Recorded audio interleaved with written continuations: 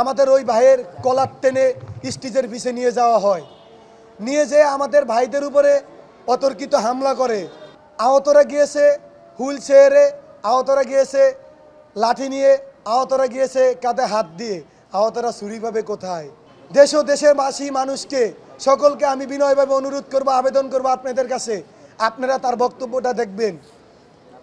তিনি যেই কথা বলেছেন এই কথার ভিত্তিতে আমার এক ভাই তাকে স্টেজের মাঝখানে গিয়ে তার কথায় বেটু দিয়ে উঠে। সেই ভাইয়ের নাম হলো সাইফুল। সে বলে যে আপনি যে বক্তব্য দিতেছেন আহত ও শহীদ পরিবারের মান সম্মান নিয়ে আপনি খেলা করতেছেন। এই কথা বলার পরে জাতীয় ঐক্য পরিষদের মুখপাত্র ফারুক সাহেবের সাথে কিছু ব্যক্তিত্ব ছিল, তার নেতাকর্মী ছিল। আমাদের ওই ভাইয়ের কলার টেনে স্টেজের পিছে নিয়ে যাওয়া হয়।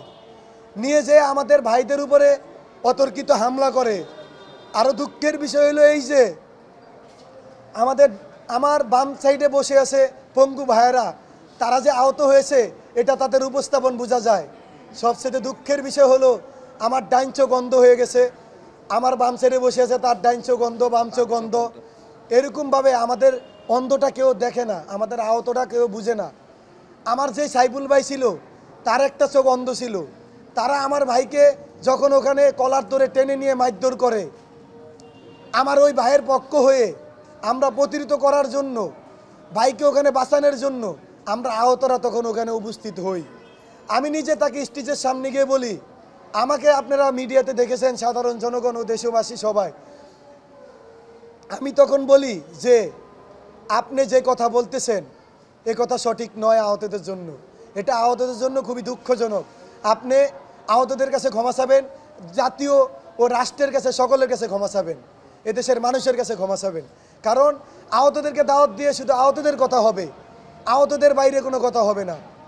তখন এক পর্যায়ে তার জাতীয় ঐক্য পরিষদের সভাপতি ও সেক্রেটারি যারা আছেন তারা বলেছেন যে ওখানে নাকি তাকে ছুরি দিয়ে জখম করা হয়েছে।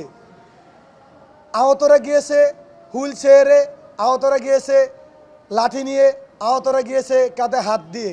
আহতরা ছুরি পাবে কোথায়? আহতরা তো হাসপাতাল থেকে গিয়েছে, আহতরা তো আর কারো বাসা থেকে যায় নাই, ওখানে ছুরি উল্লেখ করা হয়েছে।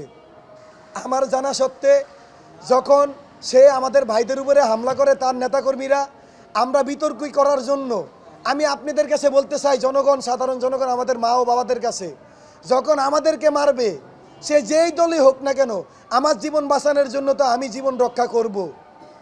এক পর্যায়ে তাকে আমরা ধাক্কা দেই, ধাক্কা দেওয়াতে সে বিভিন্নভাবে ওখানে দৌড়াদৌড়ির ভিতরে সে পড়ে যায়। পড়ে গিয়ে আমরা জানি তার মাথাটা হয়তো বা ফেটে গেছে, কিন্তু সে বলছে, তার নেতাকর্মীরা বলছে তারা ছুরি দিয়ে